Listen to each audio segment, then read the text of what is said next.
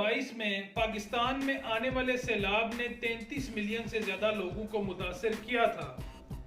اس سیلاب کی وجہ سے 1730 لوگوں نے اپنی زندگیاں گنوائی تھی۔ اس سیلاب کے آنے کی وجوہات کیا تھی؟ دنیا بھر میں موسمیاتی تبدیلیوں کی وجہ سے سالانہ کتنی جانیں چلی جاتی ہیں؟ موسمیاتی تبدیلیوں کا عالمی معیشت پر کیا اثر پڑتا ہے؟ اور انڈسٹریل ریولوشن کے آنے سے پہلے ہماری زمین کا ٹمپریچر کتنا تھا؟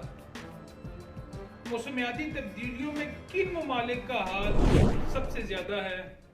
میں ہوں حمزہ عادل اور آج کی ویڈیو میں ہم انہی سوالوں کے جواب تلاش کرنے کی کوشش کریں گے۔ پاکستان میں آنے والے سیلاب کے پیچھے موسمیاتی تبدیلیوں کا ایک بہت بڑا ہاتھ ہے۔ کلائمیٹ چینج یا موسمیاتی تبدیلیوں سے مراد گلوبل ویدر پیٹرنز میں ایک لانگ ٹرم تبدیلی ہے، جس کے نتیجے میں ٹمپریچر، بارشیں اور دیگر موسمی ایونٹس میں تبدیلی آئی ہے۔ زمین کا کلائمیٹ قدرتی طور پر مختلف عوامل جیسے آتش فشاں، شمسی تابکاری میں تبدیلی اور سورج کے گرد زمین کے مدار کی وجہ سے مسلسل تبدیل ہوتا رہتا ہے۔ تاہم موجودہ موسمیاتی تبدیلی جس کا پوری دنیا سامنا کر رہی ہے، بنیادی طور پر انسانی سرگرمیوں کی وجہ سے ہے۔ کلائمیٹ چینج کی سب سے بڑی وجہ فاسل فیولز یعنی کہ کوئلہ، تیل اور قدرتی گیس کا جلنا ہے، اور ڈیفارسٹیشن کا بھی اس میں ایک اہم رول ہے۔ جب فاسل فیولز کو جلایا جاتا ہے تو وہ کاربن ڈائی آکسائیڈ اور دیگر گرین ہاؤس گیسیں ایٹماسفیئر میں خارج کرتے ہیں۔ یہ گیسیں سورج کی گرمی کو ٹریپ یعنی کہ جذب کر لیتی ہیں اور اس ہیٹ کو دوبارہ خلا میں جانے سے روکتی ہیں۔ اس سے زمین کا درجہ حرارت بڑھتا ہے۔ جنگلات کی کٹائی بھی موسمیاتی تبدیلی میں ایک اہم کردار ادا کرتی ہے، کیونکہ درخت فوٹو سنتھیسس کے دوران کاربن ڈائی آکسائیڈ جذب کرتے ہیں، اور جب انہیں کاٹا جاتا ہے تو یہ کاربن ڈائی آکسائیڈ فضا میں چلی جاتی ہے، جو کہ گلوبل وارمنگ کا باعث بنتی ہے۔ ناسا کی ایک رپورٹ کے مطابق زمین کے ماحول میں کاربن ڈائی آکسائیڈ کا ارتکاز اس وقت تقریباً 412 پارٹس پر ملین ہے، اور یہ مزید بڑھ رہا ہے۔ کاربن کی کنسنٹریشن میں صنعتی دور کے آغاز سے لے کر اب تک 47% اضافہ دیکھنے میں آیا ہے، جس وقت کاربن کی کنسنٹریشن 280 پارٹس پر ملین تھی۔ ماحول میں گرین ہاؤس گیسز کا جمع ہونا ایک ایسے رجحان کا باعث بنتا ہے جسے ہم انہانسڈ گرین ہاؤس ایفیکٹ بھی کہتے ہیں۔ درجہ حرارت میں یہ اضافہ، سطح سمندر میں اضافہ، غیر متوقع بارشیں، خشک سالی، سیلاب، سائیکلونز اور بائیو ڈائیورسٹی میں تبدیلی کا باعث بنتا ہے۔ گلوبل کاربن اٹلس کے اعداد و شمار کے مطابق امریکہ، چین، روس، جرمنی اور یوکے صنعتی انقلاب کے بعد کاربن ڈائی آکسائیڈ پیدا کرنے والے 5 ممالک میں سر فہرست ہیں، جبکہ 2020 میں سب سے زیادہ کاربن ڈائی آکسائیڈ کا اخراج چین، امریکہ، بھارت، روس اور جاپان نے کیا ہے۔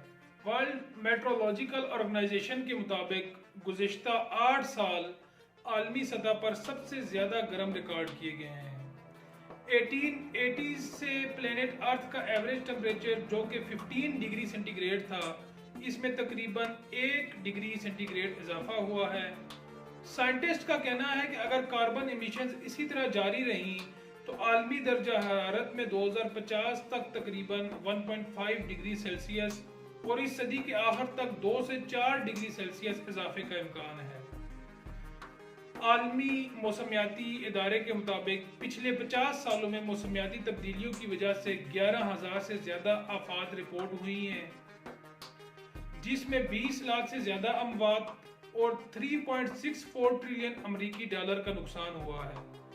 عالمی موسمیاتی ادارے کی رپورٹ کے مطابق گزشتہ 50 سالوں میں اوسطاً ہر روز موسم، آب و ہوا یا پانی کے خطرے سے متعلق آفات رونما ہوتی ہیں، جس میں روزانہ 115 افراد ہلاک اور یومیہ 202 ملین امریکی ڈالر کا نقصان ہوتا ہے۔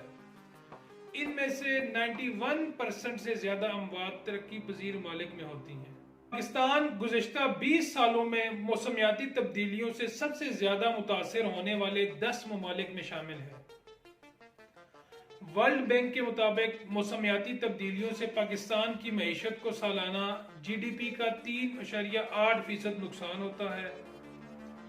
ماحولیاتی تھنک ٹینک جرمن واچ کے شائع کردہ گلوبل کلائمیٹ رسک انڈیکس 2022 میں پاکستان کو موسمیاتی تبدیلی سے 5ویں سب سے زیادہ خطرے سے دوچار ملک کے طور پر رینک کیا گیا ہے۔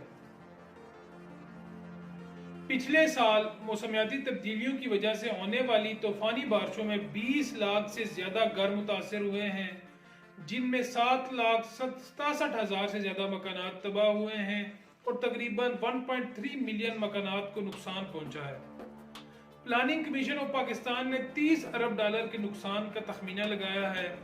اس طرح ملک میں 2010 کے سیلاب نے 1.7 ملین سے زیادہ گھروں، 5,000 سکولوں اور 20,000 کلومیٹر سڑکوں کو نقصان پہنچایا تھا۔ 2010 کے سیلاب نے 1.6 ملین ہیکٹر سے زیادہ ایگریکلچر لینڈ کو متاثر کیا تھا، جس کی وجہ سے فصلوں کی پیداوار کم ہوئی اور کسانوں کی آمدنی میں بھی کمی دیکھنے میں آئی۔ جیسے جیسے درجہ حرارت میں اضافہ جاری ہے، گلیشیئرز تیزی سے پگھل رہے ہیں، جو سمندر کی سطح میں اضافے کا باعث بن رہے ہیں۔ سطح سمندر میں اضافے سے نشیبی آبادیوں اور انفراسٹرکچر کو سیلاب اور طوفانی لہروں کا سامنا ہے۔ 1880 کے بعد سے سطح سمندر میں اوسطاً 8 سے 9 انچ اضافہ ہوا ہے۔ صنعتی دور کے بعد عالمی درجہ حرارت میں تقریباً 1 ڈگری سینٹی گریڈ کا اضافہ ہوا ہے۔ یہ ہیٹ ویوز، خشک سالی اور وائلڈ فائرز کا باعث بن رہی ہے۔ موسمیاتی تبدیلی بارش کے پیٹرنز میں تبدیلی کا باعث بن رہی ہے، جس کے نتیجے میں زیادہ بارشیں اور شدید سیلاب آتے ہیں۔ بہت سے پودے اور جانوروں کی سپیشیز درجہ حرارت اور بارش میں ہونے والی تیز رفتار تبدیلیوں کو اپنانے کے لیے جدوجہد کر رہے ہیں، جس کی وجہ سے کافی سپیشیز ناپید ہو رہی ہیں۔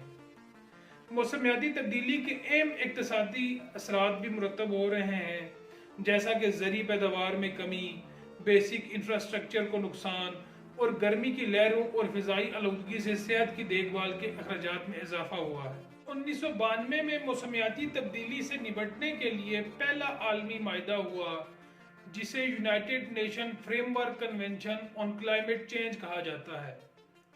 امریکہ سمیت 197 ممالک نے اسے ریٹیفائی کیا اور اس معاہدے کے تحت ایک سالانہ فورم قائم کیا گیا، جسے کانفرنس آف دی پارٹیز یا COP بھی کہا جاتا ہے۔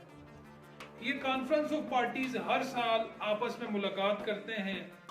گزشتہ سال COP27 مصر کے شہر شرم الشیخ میں منعقد ہوئی تھی۔ ان کانفرنس آف پارٹیز نے کیوٹو پروٹوکول اور پیرس ایگریمنٹ جیسے بڑے معاہدوں کی بنیاد رکھی۔ کیوٹو پروٹوکول 1997 میں اڈاپٹ کیا گیا اور 2005 میں نافذ ہوا۔ اس نے ترقی یافتہ ممالک کی کاربن ایمیشنز کو 1990 کی سطح سے اوسطاً 5% تک کم کرنے کا کہا، لیکن اس معاہدے نے ترقی پذیر ممالک جو بڑے کاربن ایمیٹرز تھے جیسے کہ چین اور بھارت، ان کو باؤنڈ نہیں کیا۔ امریکہ نے 1998 میں اس معاہدے پر دستخط کیے، لیکن کبھی اس کی توثیق نہیں کی اور بعد میں اپنے دستخط بھی واپس لے لیے۔ پیرس ایگریمنٹ، جو کہ 2015 میں COP21 میں طے پایا، آج تک کا سب سے اہم عالمی ماحولیاتی معاہدہ ہے۔ پیرس ایگریمنٹ تمام ممالک سے گرین ہاؤس گیسز کے اخراج میں کمی کا تقاضا کرتا ہے۔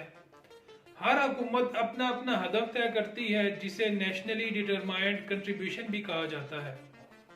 اس کا مقصد عالمی اوسط درجہ حرارت کو صنعتی سطح سے 1.5 ڈگری سینٹی گریڈ سے بڑھنے سے روکنا ہے اور عالمی نیٹ زیرو کے اخراج تک پہنچنا بھی ہے۔ موسمیاتی تبدیلی ایک پیچیدہ اور ملٹی فیسیٹڈ مسئلہ ہے، جس کی کثیر جہتی حل کی ضرورت ہے۔ موسمیاتی تبدیلی کو کم کرنے کے لیے گرین ہاؤس گیسز کے اخراج کو کم کرنا ہوگا۔ ایسا کرنے کے لیے ہمیں فاسل فیولز سے چھٹکارا حاصل کر کے رینیوبل انرجی ریسورسز جیسا کہ سولر انرجی، ونڈ اور جیو تھرمل انرجی کی طرف منتقل ہونا ہوگا۔ بلڈنگز، ٹرانسپورٹیشن اور ایکوپمنٹس کو انرجی ایفیشینٹ بنانا ہوگا تاکہ توانائی کے استعمال کو کم کیا جا سکے۔ اور اس وجہ سے پیدا ہونے والی گرین ہاؤس گیسز کے مقدار کو کم کر سکیں اور اس سے گلوبل وارمنگ کم کی جا سکتی ہے۔ کاربن ٹیکس یا کیپ اینڈ ٹریڈ سسٹم کے ذریعے انڈسٹریز کو رینیوبل انرجی کی طرف منتقل کیا جا سکتا ہے۔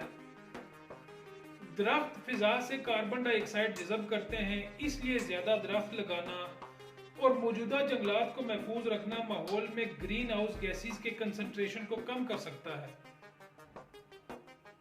نئی ٹیکنالوجیز تیار کرنا جو موسمیاتی تبدیلیوں کو کم کرنے میں مدد کر سکتی ہیں، جیسے کاربن کیپچر یا الیکٹرک گاڑیاں، کاربن کی کنسنٹریشن کو کم کر سکتی ہیں۔ موسمیاتی تبدیلی ایک عالمی مسئلہ ہے جس کے لیے ایک عالمی رد عمل کی ضرورت ہے۔ بین الاقوامی معاہدے جیسے پیرس ایگریمنٹ اور کیوٹو پروٹوکول پر عمل درآمد سے یہ مسئلہ حل ہو سکتا ہے۔ موسمیاتی تبدیلی کے بارے میں عوامی بیداری میں اضافہ کاربن فٹ پرنٹ کو کم کرنے میں معاون ثابت ہو سکتا ہے۔ کیا آپ بھی ماحولیاتی تبدیلیوں کی وجہ سے کسی مسئلے کا شکار ہیں؟ کمنٹ میں ہمیں ضرور آگاہ کیجیے گا۔